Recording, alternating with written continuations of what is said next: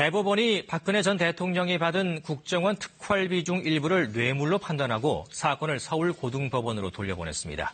2심을 다시 받게 된 박 전 대통령은 더 높은 형량을 선고받게 될 가능성이 높아졌습니다. 김채린 기자의 보도입니다. 국정원 특활비를 지원받은 혐의 등으로 2심에서 징역 5년을 선고받은 박근혜 전 대통령 사건을 다시 심리해야 한다는 대법원 판단이 나왔습니다. 대법원 2부는 오늘 국정원 특활비 사건으로 기소된 박 전 대통령의 상고심에서 원심에서 무죄로 판단한 일부 혐의에 대해 유죄 취지로 사건을 서울고등법원에 돌려보냈습니다. 앞서 원심은 박 전 대통령이 남재준, 이병기, 이병호 전 국정원장에게 받은 국정원 특활비 35억을 모두 뇌물로 볼 수 없다고 했습니다.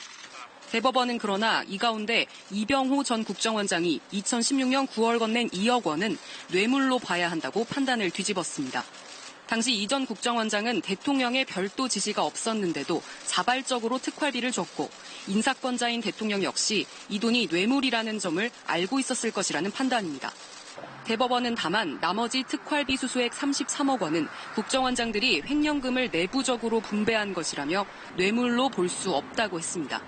대법원은 또 국정원장이 국고손실죄의 책임을 지는 회계 관계 직원에 해당한다고 판단했습니다. 이에 따라 박 전 대통령의 국고손실 혐의를 무죄로 판단한 원심에도 잘못이 있다고 보고 이 부분을 다시 심리하라고 했습니다.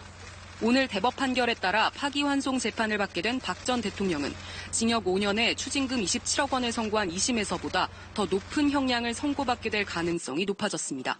KBS 뉴스 김채린입니다.